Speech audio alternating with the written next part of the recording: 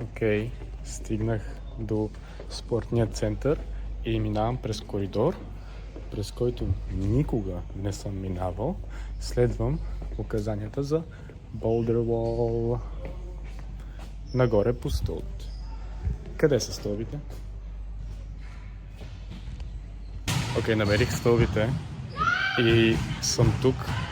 Това е... Изглежда, че съм буквално напълно сам. И долу са волейболни игрища и играят волейбол. Кой да познае. Но ето тук имам цялата екипировка. I guess просто се обувам и почвам. И съм сам. Това е honestly kinda cool. Защото аз си мислих какво става сега, че аз съм социален. Малко се притеснявах.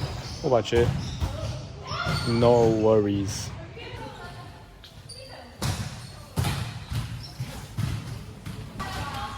Има интересна стеничка, на която са залепени някакъв борд и има някакви инструкции за болдъра. Значи явно зеленото най-лесно, синьо, черно, жълто, червено. И тук май ги има. Има едно розово, което е unidentified. То сигурно е екстра мега difficult. Може да даряваме кръв. И има тук. Това мисля, че беше някакво Student Alpinism, Eindhoven Student Alpinism Climbing асоциация, която пише Scan Me, ако се интересувам да sign up на. Chill. Обух тези рандъм обувки и тази има дупка. Можеш да ми видиш палчето. Да. Окей. Се пробвам това бялото. Значи ето там трябва да почне с двете ръце. После тази хватка, къде е така надолу. И следващото е чак това там. Тега се. Ама мисля, че не мога. I will try. I will record it.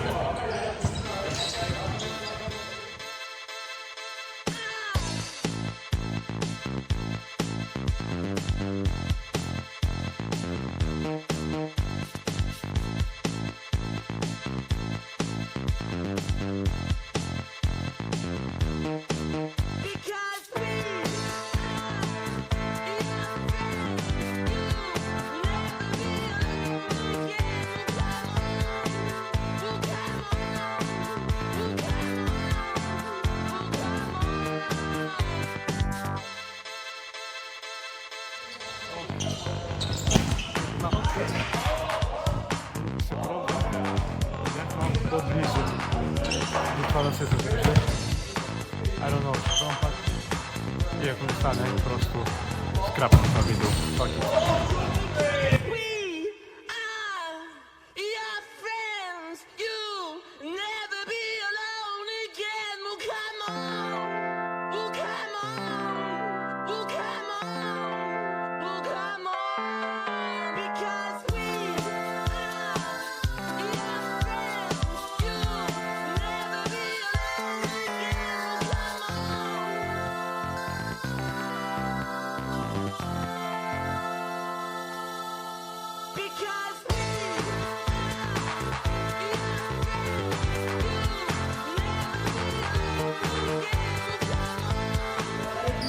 Това е трудно.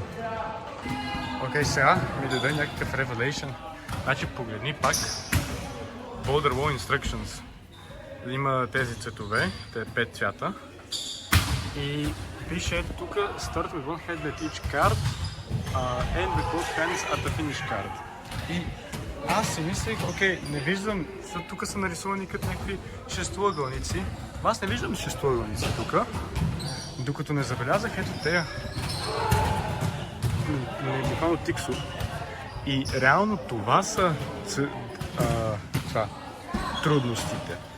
И ето тук, примерно, това е черно, или ми изглежда черно, ама може би изглежда и зелено, I don't know. Обаче на червен поход, а това е червено. Тоест най-трудното на ето този черен поход.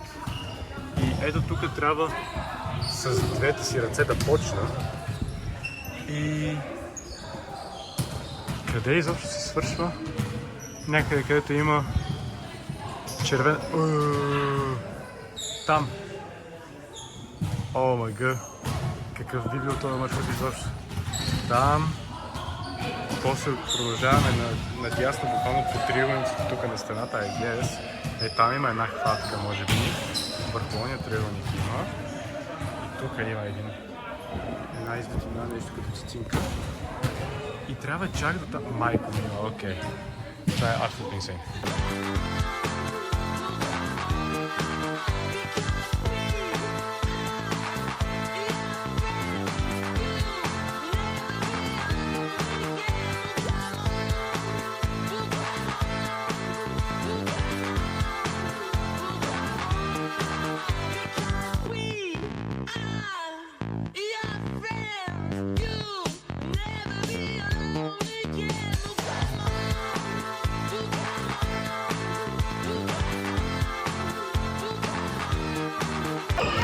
Не успях да надвия моя арч немесис. Ето тази хватка към тази, в смисъл и после нагоре. Но починвам си малко, направих някакви други клаймове и сега смятам да направя ето този тук. Почва се от тези двете червени и отивам нагоре до там. Готино е катеренето. Много ми се уморяват тук пред мислиците. It's actually crazy. Мале да ти веди, какво се случва. Много кръв влиза там. И пръстите ми, човек, много и трябва да стискам и те много се уморяват. Но това е нещо, което предполагам само по-добре ще става в бъдещето. Но да. Тази страна ме победи. Реално разстоянието между тука и там е огромно и мене лявата ми ръка стои тук, а дясната стои ето така. И трябва с дясната, предполагам, да стигна до там горе. Обаче, ето тук са ми краката на това и на това. И просто заради наклона е много трудно да успея да се задържа и после да се изстрелям с крака. Два пъти стигнах да си хвана ръката горе и два пъти не се задържах, защото ми умря. I got absolutely demolished. Обаче, това е окей. Мисля да казвам чао за днес на стената. Чао стена! Окей, тръгвам си. Забавлявах се. Беше готино, отдавна не бях катерил. И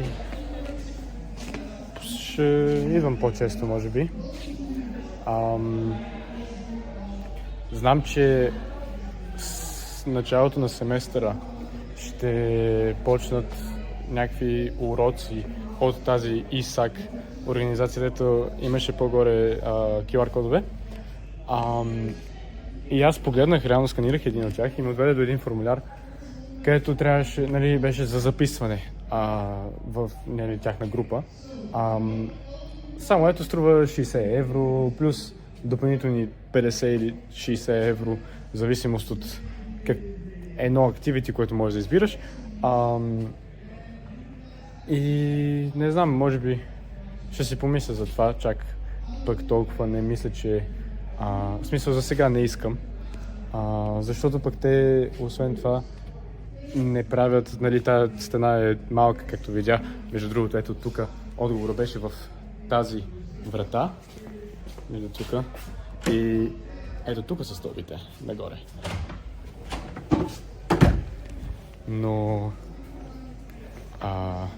Леловко или човече. За сега ще продължавам да си катеря тук, I guess. Колкото ми стига абонамента, то това е и другото, че абонаментът ми ще свърши, после не знам какво ще правя. Трябва да го измисля. Но тези ИСАК, те катерят на две други стени, не в този спортен център, ами много на север и много на юг, нали, в Айндховен. Пак се извън ринга.